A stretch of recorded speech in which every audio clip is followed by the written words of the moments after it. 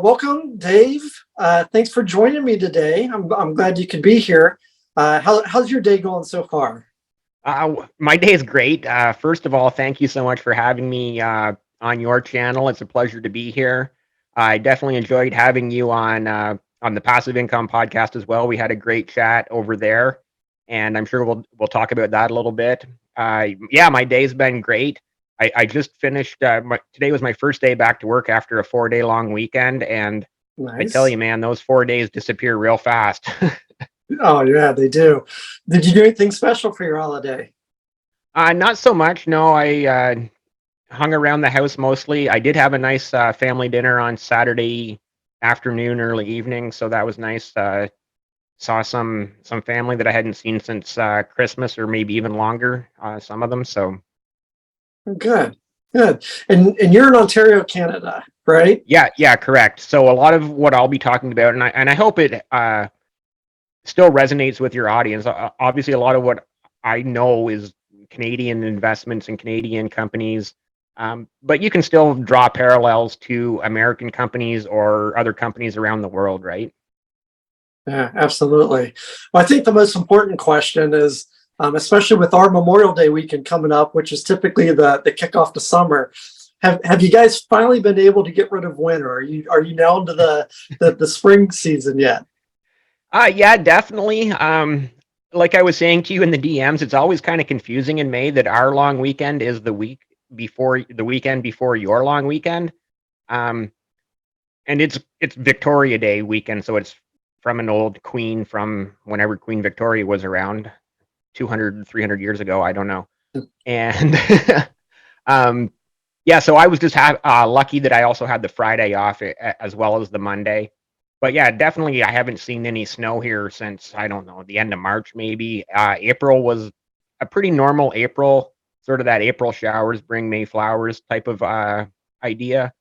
But May has been a little bit cooler than normal. My furnace has still been kicking on overnight, which isn't ideal. I don't like spending the money on propane when I don't have to, but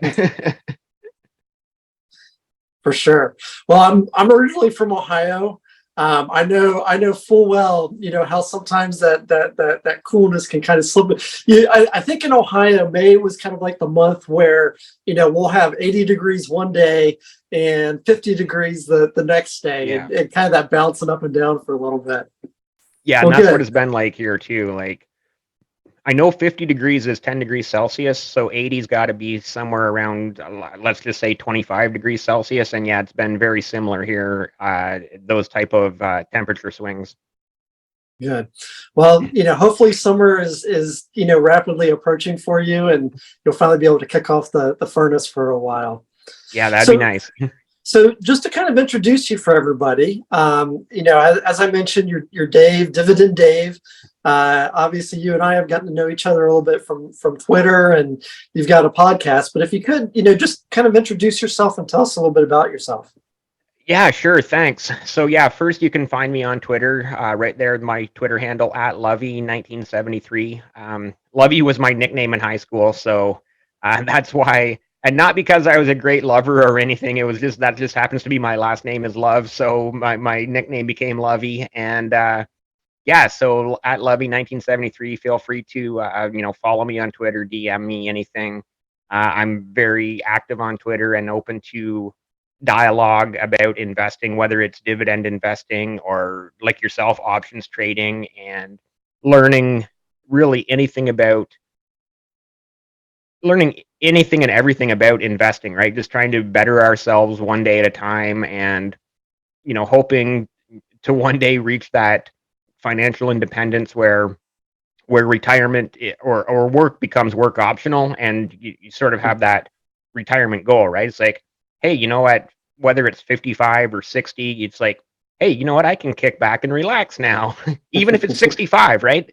At 65, hey, you know what, I can kick back, relax, and not have to worry about just what the government pays me, and in what we call here in Canada CPP, which is a Canada Pension Plan, and OAS, which is Old Age Security, and they're nice to have, but if you're relying on just those two things, that will not pay your bills in retirement. So you definitely have to have, um, investments of some kind to be able to supplement your income. Actually, the CPP and the OAS should be what's supplementing your income. You should have your financial house in order by the time you're, whether it's 55, 60, 65, whatever it is. Sorry, that kind of deviated from my answer of introducing myself. No, good. And just a quick question. The 1973, is that the year of birth? Yeah, correct. So one? actually just a week ago today, so it's 2023 as we're recording this, and a week ago today I turned 50, which was one of those, I don't know if you saw my tweet, the day before my 50th birthday, I tweeted out like, holy F, today's my last day in my 40s. Well, congratulations on that milestone. And Yeah, thank you. 1973, a fantastic vintage. So, I myself am also from that year. And, Oh, really? Wow. Getting younger by the day, right? Nice.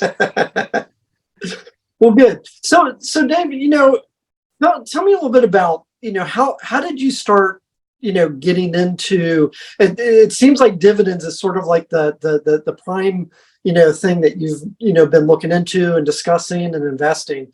How did you get into this? When did this interest in dividend investing start for you? Right. So, do you want the really long-winded answer to this question? Because I've actually talked about this when I was guest on other podcasts. Shout out to Brandon Green Candle IT podcast and Harris One Penny at a Time podcast, where I've kind of broke down my entire past from the age of like 19, 20 years old. The very first investing book I ever read was called The Wealthy Barber by David Chilton. And it's really cool now with Twitter. Pardon me? The Wealthy Barber. Yeah, The Wealthy Barber by David Chilton. And the really cool thing about Twitter now is that, like I've tagged him in tweets and he's like them. And I'm like a little kid in a candy store, like, oh, it's so cool that he actually liked my tweet. Right?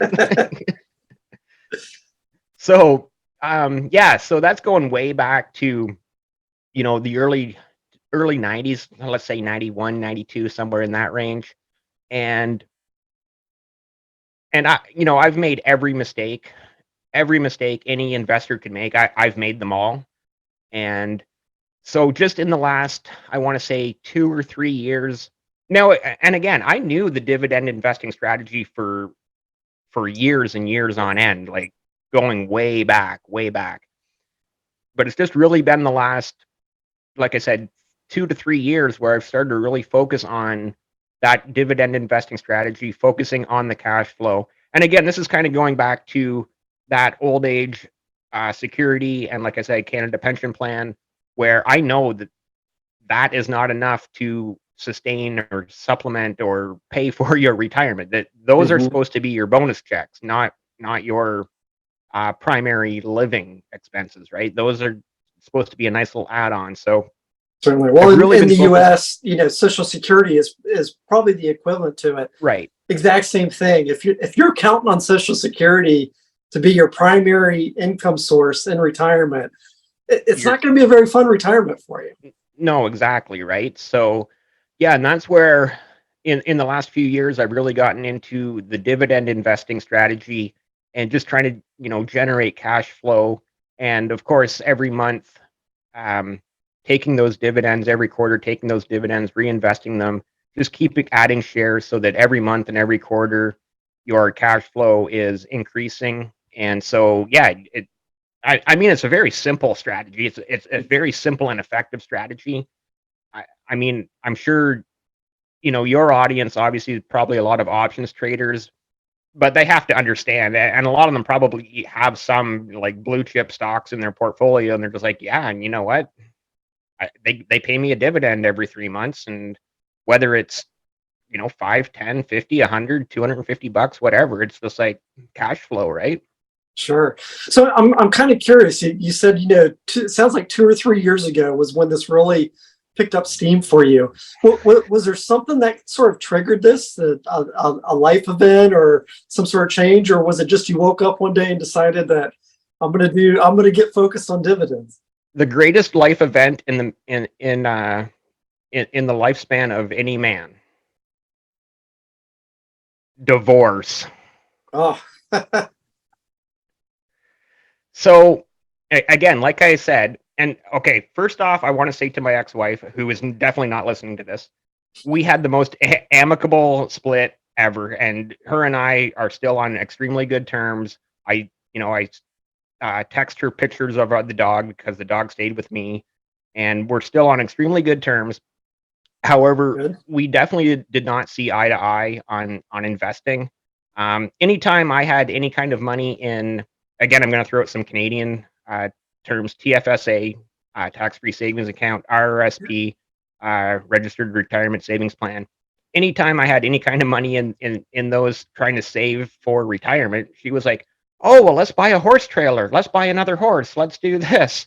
And I'm like, "No," but I always caved, and I always caved, and suddenly whatever I had in those accounts would go back to zero. And again, going back to what I said previously, I've made every mistake. I've made every mistake, every one of them.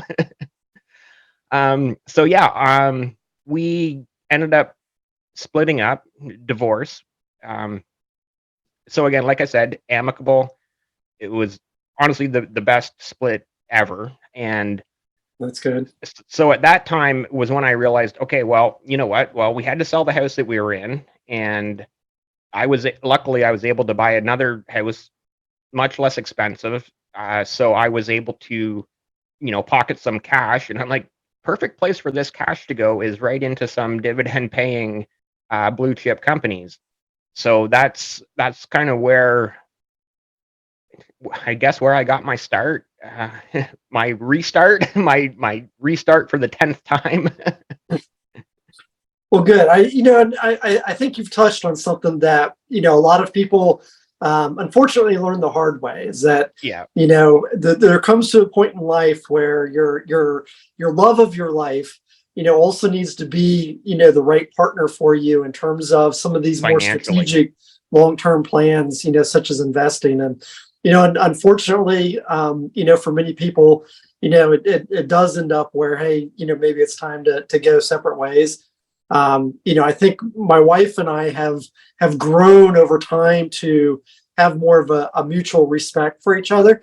Wasn't always that way. I don't think we were always aligned, but luckily in our case, maybe now, maybe we just got so old where we were just tired of fighting about it and decided to Yeah, partner right. up. I don't know, but without that partnership, it makes it very tough. So, sorry to hear that. Unfortunately, it resulted in a split, but I guess the good side of it is that it's allowed you to really start to focus on your future and doing that Right. investing. So I'm curious. You've mentioned you've made some mistakes in your investing, No, as I we haven't all made have. some. I've made all the mistakes, all of them. Which is why you've got a podcast and you can share them and help everybody else learn. But what would be one of the bigger mistakes that you've made that you think would be helpful for other people to know about? Yeah, great question. So let's go back to the early 90s when I read The Wealthy Barber, and that definitely was not a mistake. That was one of the best decisions of anyone's lifetime. So again, make sure when you tweet this out to tag David Chilton in the tweet. Um, and in his book, The Wealthy Barber, it was the first time I heard of the concept pay yourself first. And this is going to be a long-winded answer. I'm sorry, but so pay yourself first. I got into it. Like I said, I was 19, 20 years old. And again, early 90s, we didn't have apps on our phones. We didn't have online banking. We didn't have the internet. We had basically stockbrokers and financial advisors. Stockbroker, you call up a stockbroker and they're like, "Oh, you need $10,000 to get started." And well, I'm a 19-year-old kid. I don't have $10,000. So luckily, I did find a financial advisor, and I got started. And I had to start. I think it was $100 to start. This was into a mutual fund, and of course, we can argue the pros and cons of mutual funds all day long. Front loaded, back loaded, all of that fun stuff. So I started doing the right thing, pay myself first every month. So I started with $100 to open this account mutual fund, and then every single month I was paying myself first $75, $75, $75. And I did that for a good 5 years until I was 24, 25 years old. Now here's where the mistake came, is that, life caught up with me, and it was suddenly I had a nice chunk of change in that account, and this was like the first biggest mistake I made, because if I still had that today, I'd be sitting on somewhere between half a million and $1 million for sure, right? But that whatever it was at the time, it was somewhere around maybe $9 or $10,000, and suddenly it was like, oh, I'm just going to withdraw 2 grand, and then a couple months later, oh, I'm going to withdraw another 2 or 3 grand, and then a couple months later, oh, I'm going to withdraw another 2 or 3 grand. Mm. A couple months later, all of a sudden, that 9 or 10 grand is back to zero, and so yeah, that was definitely the first biggest mistake I made. Because, like I said, if I was still sitting on that mutual fund today, and again, whether you're paying the fees front loaded, back end, whatever, you're sitting on somewhere between half a million and $1 million. You're like, hey, here's the fee, take it. I've got Yeah. the other, chunk of the change. So that's You know, definitely, it's interesting to hear that, though. Thinking back, when you're that age, how hard it is to be disciplined. yeah, How hard it is to not touch, money. To be able to ignore that you've got that money in the account. I think it's a common challenge, for anybody in that age group, and for it's sure. a great thing to call out in terms of the lesson. So how do you do it today? What keeps you disciplined enough to be? I assume that you're paying yourself first. You're putting money aside. Yep. How do you manage that? And especially, how do you manage it when unexpected expenses come up? Right. So first, before I answer that, I'm going to kind of circle back to what you're saying about how hard it is to be disciplined at that age. And what I'm seeing today, you've probably seen on my podcast, the Passive Income Podcast and the Passive Income Posse. I have this series called The Young Guns, and these young adults, between the ages of, again, 18 to 25 years old, and they are so knowledgeable. And I think they're well aware too. Well, I know they are aware, because I keep telling them, it's like, you guys have it so easy. You have, apps on you download a free app on your phone. You can trade, you can buy commission free stocks, and everything is like, right there at your, literally at your fingertips, right? So, um, and I think a lot of them are going to stay much more disciplined than I did. So, again, so I just wanted to add that in before Sure. I got on to the next question. The next question was, remind me quickly, what did you just ask me? How do you do it today? What keeps you disciplined today? Right. So this is actually the sad part of my story. I actually just put a little 5 minute channel trailer on my channel on YouTube, explaining that my mom has been, driving a school bus for the last almost 10, I think 10 years, and she's 77 years old now. And that's, again, to make ends meet, because you can't rely on CPP and OAS, the Canada Pension Plan and old age security. So she's been, adding to her income by driving a school bus, which honestly, my mom has always been absolutely fantastic with kids. So it's actually a pretty good job for her. But the problem is, to drive a school bus, you get up at, 5:30 in the morning. You drive through the Canadian winters of snow and ice and freezing rain, and that's not fun, right? And I can't see, I can't be doing that when I'm that age. And the other part that keeps me disciplined is, I know she needs to retire, and I want to be able to provide for her something as well. And again, going back to all the mistakes I've made, if I hadn't made those mistakes, I'd be able to right now. I'd be able to say, Mom, retire. I got you, right? But oh, Yeah. frustration. And the video, this is on your YouTube channel, and I certainly recommend for anybody, to go and check it out. I saw the video, sort of very touching, very eye opening, sort of Yeah, like it was a from the call to heart, right? Like, reality. that wasn't scripted. I thought about it obviously for a couple hours. Literally, I've thought about what I wanted to say for about 2 hours before, and then I sat down, recorded it. It was like one take. It was just right from the heart. And because, yeah, you've got to really start thinking about your future, and the sooner you do, the better. Yeah, because you don't want to be driving a school bus when you're 77 years old. And again, Mom, I know you're not listening to this either, but I love you, Mom, but Yeah. Well, as a kid, I can totally appreciate you wanting to help out and do right, but in terms of bringing that back to the lesson to be learned, that the earlier you can start doing this, and the more disciplined you can be doing this, you can be in a much different position Yeah. by the time you get to our age, for sure. yeah, exactly. Great example. So, I'm kind of curious, like, tell us a little bit about what you're investing in, and how you choose those investments.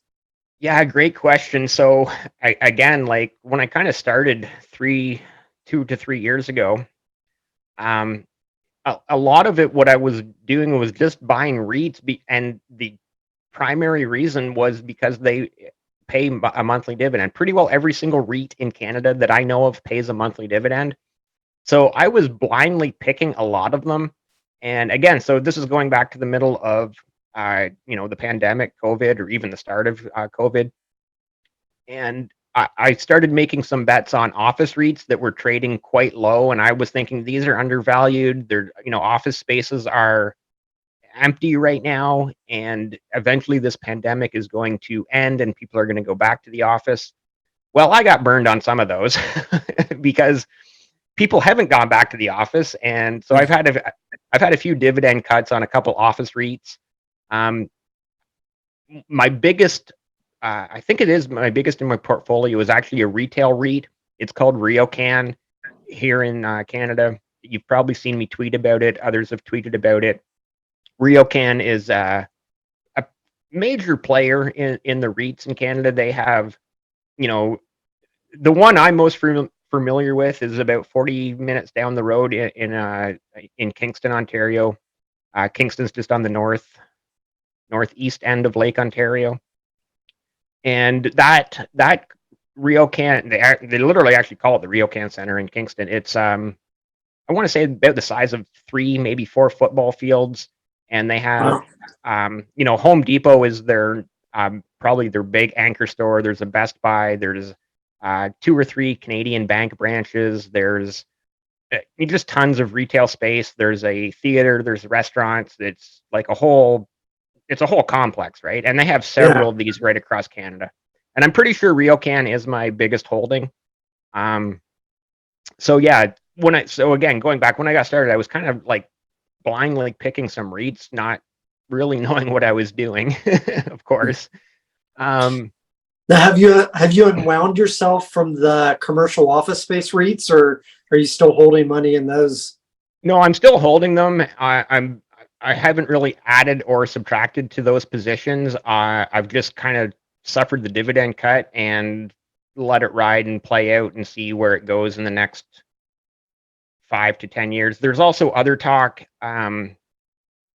in some of the more major cities in Canada, like Toronto, Calgary, where it's like, well, you know what, we need more, residential housing. Can we turn offices into apartments, basically? And I've heard a lot on, like, just listening to the radio, sort of both sides of the argument there is like, well, the buildings are already there, so yeah, they can be retrofitted. And then the other side of the argument is, well, from a contractor perspective, this is a nightmare to actually do it, right? So, but at the end of the day, they still, would own the actual real estate. Sure. Well, I think too, based on what I've seen, when you look at the office space market or commercial real estate in general, Class A property is going to fare a lot better, over the next decade than, Class B, Class C. Those are the properties that are really going to suffer here as space, as it's not competitive to find office space, you're typically going to go to the better office space, especially if you're getting a decent rent for it. I imagine most of these REITs, even if they're invested heavily in office space, they're probably more heavily invested in that Class A type property that's going to fare much better, right? As we see sort of a realignment over the commercial space, commercial office space market. The other thing too is that, a lot of these REITs, typically also diversify a little bit, not just office, but also warehousing space or Yeah. medical or, specialty uses like that aren't necessarily going to be as challenged as the office space market, might be here over the next, decade or so. Yeah, so I do have another REIT called Northwest Healthcare, NWH, and right now I'm fearing a dividend cut on that one also because the stock price has been pretty beat up over the last few months. They haven't cut their dividend yet, and fingers crossed, maybe they won't, and they'll recover. But a healthcare REIT, again, we know that healthcare is always in demand, and we know that there's always going to be a need for healthcare real estate, whether doctors' offices, dentist offices, healthcare clinics, whatever it might be. And so I, I honestly don't know where that one's going. I've chatted with a few others on the Passive Income podcast about this, and they're not 100% sure. Well, nobody knows the future, so I'll leave that one at that. Yeah. Well, one thing's for sure, healthcare is not going to go away. People Right. people will still need to visit their doctors. So, I'm kind of curious. You talk about dividends. You obviously focus a lot on that. You did broach the subject of options. Bringing me into your podcasts and, Yeah. and others to talk about that. Are there any other investing vehicles that you're looking at or have been investing in or that Sure. are considering? Yeah, I still, 2021, everybody jumped on the crypto train, and then 2022, at the end of 2022, everybody like, it's no longer a train, the boat is sinking. I was like, how did we go from a train to a boat? So, anyways, long story short is, yeah, I still hold some crypto. I still believe in the technology of cryptocurrency. I definitely have way too many different cryptos simply because a lot of them I got through like airdrops or just sort of free or whatever. But and I know there's a lot of Bitcoin maxis out there, and I've even considered myself to like become a Bitcoin maxi. It's like, should I just sell off all the other coins that I have and put it all into Bitcoin? I don't know. What I find really the most confusing about cryptocurrency is everything in crypto follows Bitcoin. So if Bitcoin goes up, every other coin goes up. If Bitcoin goes down, every other coin goes down. Can you imagine if the stock market worked like that? If Apple went up, every other stock went up. If Apple goes down, every other stock goes down. Like it's mind-boggling to me to think of when you think of it that way, right? Yeah. As you're saying that, though, I'm kind of thinking in my head. That's one of the things I do not believe that the stock market is rational, and Yeah, no. it's surprising when the stocks do move in parallel like that. Apple goes up and everybody's going up, or Apple Well, goes down, everybody in the everybody goes tech down. sector will go up maybe with Apple, but like the whole Yeah. market doesn't go up, right? Or down. No, no, you're right, and especially differentiation between sectors. So I'm curious with cryptocurrency. How how does one invest in a cryptocurrency like Bitcoin? What do you use as a platform to invest in that? Well, there's several, obviously. I don't know. There's so many. I I'll What and tell you which which one do one you? not to use. Don't use FTX. That one's probably not a good option anymore, right? Which platform do you use? So actually, there's a couple. They're Canadian. So one's called ShakePay, and they only offer Bitcoin and Ethereum. Then I have another one called Coin Square, I think it's called.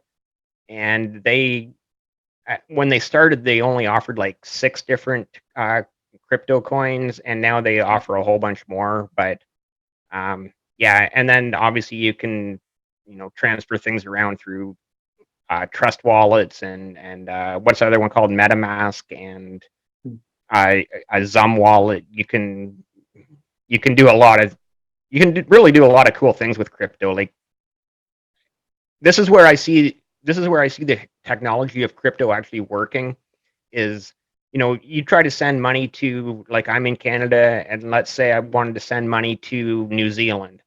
Well, you go to the bank and you want to send $10,000 to New Zealand, there's going to be like a lot of paperwork, a whole lot of fees, a whole lot of time spent, a whole lot of like paperwork, a whole lot of actually, it's going to take probably 5 days for the or more for the transfer to go through. You know, if I wanted to send $10,000 worth of Bitcoin or XRP or Ethereum to New Zealand or El Salvador or pick a country, like I can do it in a few seconds, and Mhm. that's where I see the technology of crypto actually being advantageous. For sure. Well, even when you look at what the underlying technology, the blockchain, technology that drives cryptocurrency, there's certainly going to be a lot of opportunity for the use of blockchain in terms of managing documentation, Right. managing official records, things like that. So it's going to be interesting to see how that technology evolves and starts to proliferate and get used more and more out there. So tell it. Let's focus a little bit on your podcast, the Passive Income Podcast. Yeah. My first question for you, and I can't remember if I saw this on your YouTube channel or if this was on your Twitter profile, but you've got a target of $8,333.33 a month, which for those of you like myself that aren't very good at math, equates to just about $100,000 a year in Right. income. What happens when you hit that? Are you done? You just hang it up and retire at that point? Oh, I'll probably be retired long before that. Like honestly, I could live off a half of that per month probably. Yeah, but is that sort of more of a just sort of a catchphrase type goal, or is it really a target that you're working towards? Yeah, I guess a little bit of both.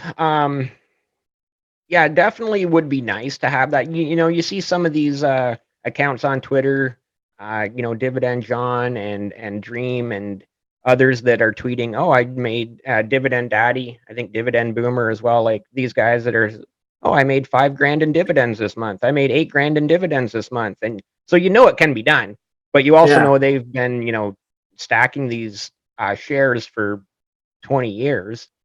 So yeah, I really do know, like we know it can be done. This isn't, we're not reinventing the wheel here. We know it can be done, and it's just a matter of time.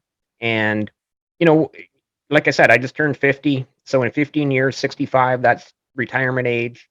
And if I'm not at $8,333.33, which you're right, the reason I put that number there is $100,000 per year.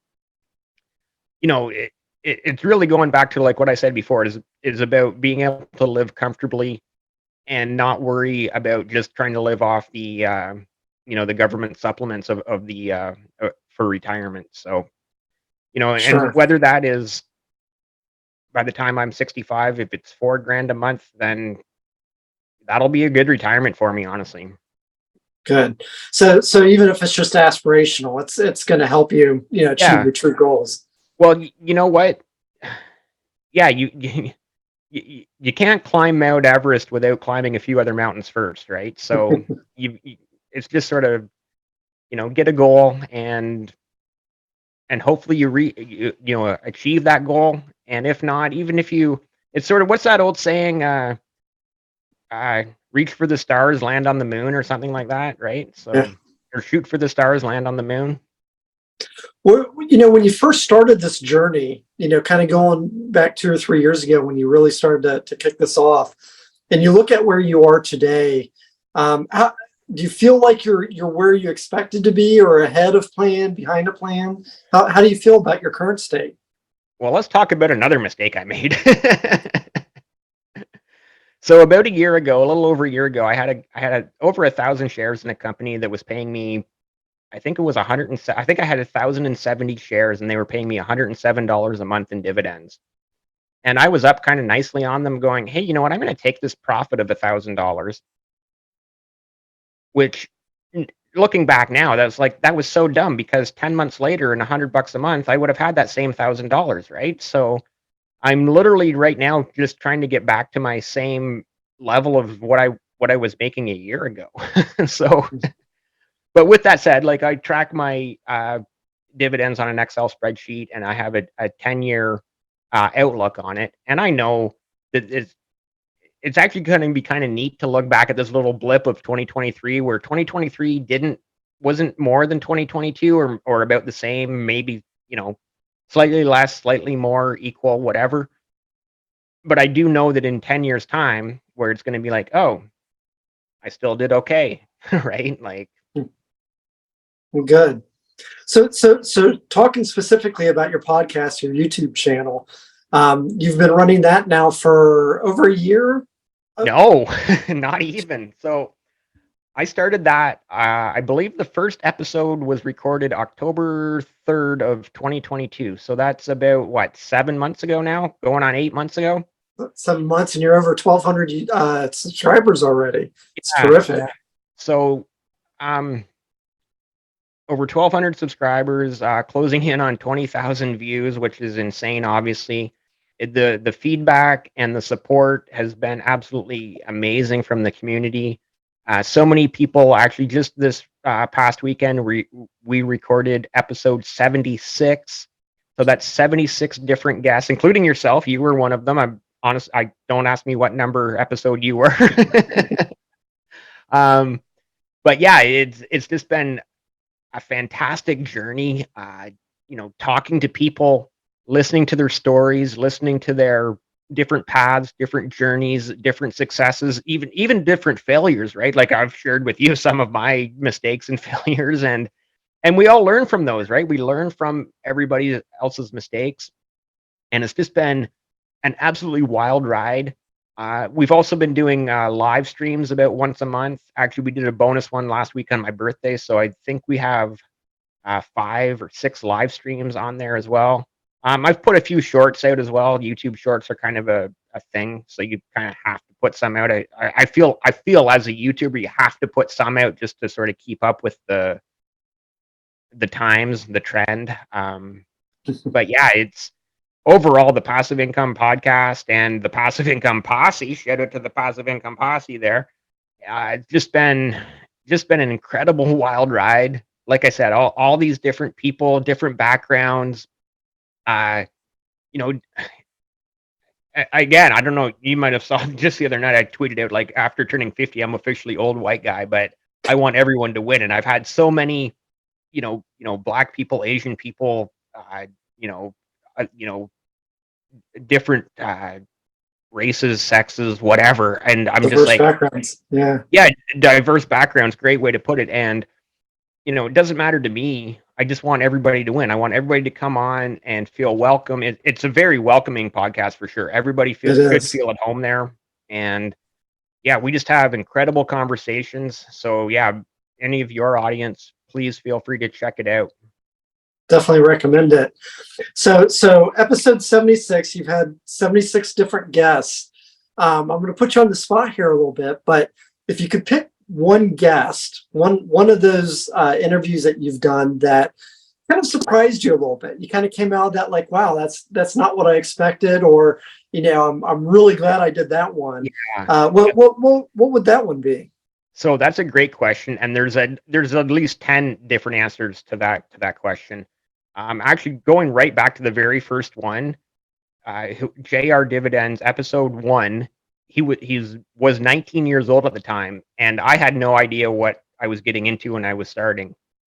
And I was so impressed how this 19-year-old young adult, because I'm trying very hard not to call them kids, this 19-year-old was so Young knowledgeable, whippersnappers. and I was just floored by how much a 19-year-old knew about investing and all of this. So right from the get-go, like I said, episode 1, I was kind of already, dumbfounded, mind-boggled, whatever the word is. So that's answer number 1. Like I said, I've got at least 10, if not 76 answers to this question. Again, Dividend John, that was an incredible conversation we had. It was right around the time his book came out. So, I'm quite sure that is the most viewed episode on the Passive Income Podcast, well over 1,000 views, and just an incredible conversation I had with John on there. Billy and Acacia retire. They retired at the age of 38 in 1991. So they've been living the fire lifestyle for 32 years now. Wow. Yeah, so that was an incredible conversation. Definitely check that one out. One of the best quotes, well, not one, it was definitely the best quote. You may have seen, I just turned it into a YouTube short a couple days ago. Craig, who his Twitter handle is SCHD Stan, because he's a huge fan of SCHD. and you'd have to watch the shorts or something, or check out the clip, because he's like, oh, I feel so good. I feel so good. Just try it. Just buy some. You'll like it. And then he's like, oh, I sound like a drug dealer. So yeah, there's been tons, like I said, literally just so many great guests, so many great conversations. And yeah, I can't say enough about how much these people, including yourself, like, you guys have changed my life in what I've, learned from everybody. And yeah, it's, I'm just going to leave it at that, because I Yeah. can't say enough good things about everybody. It's a great channel. You've done a terrific job with it, and definitely Yeah, thank you. recommend people to check it out. Subscribe to it, like his videos, and give Dave the motivation to continue cranking out this good content. Yeah, thank you. So just one last thing to wrap everything up. I'm here in the Tampa area, and you may or may not know, this has been historically a draw for Canadians to come down and Yeah. spend their winters. When you get around December, January, you start seeing the Canadian flags come out more and more often. So I want to extend you an invite, when the next winter rolls around, if you want to Nice. escape, the cold weather of Ontario, come down, join some of your fellow Canadians down here in Tampa. Maybe we can do another show like this, but we'll record it live. Yeah, that would be amazing. I have been to Anna Maria Island, actually, which is just the south there of Tampa, St. Pete. Yeah, not far. Yeah, terrific. Yeah, it was great. Well, Dave, thank you very much for joining me today. Again, all of his information is in the description. I strongly encourage you to go out and visit his channel, subscribe, and watch some of his videos. And Dave, thank you very much for all the great content that you've been putting out there. Well, thank you for all the kind words. Thank you so much for having me on your channel today. I truly appreciate being here. And yeah, definitely subscribe to Chris's channel as well if you're new here. Sounds great. All right. Thank you, Dave, and we'll talk to you again soon.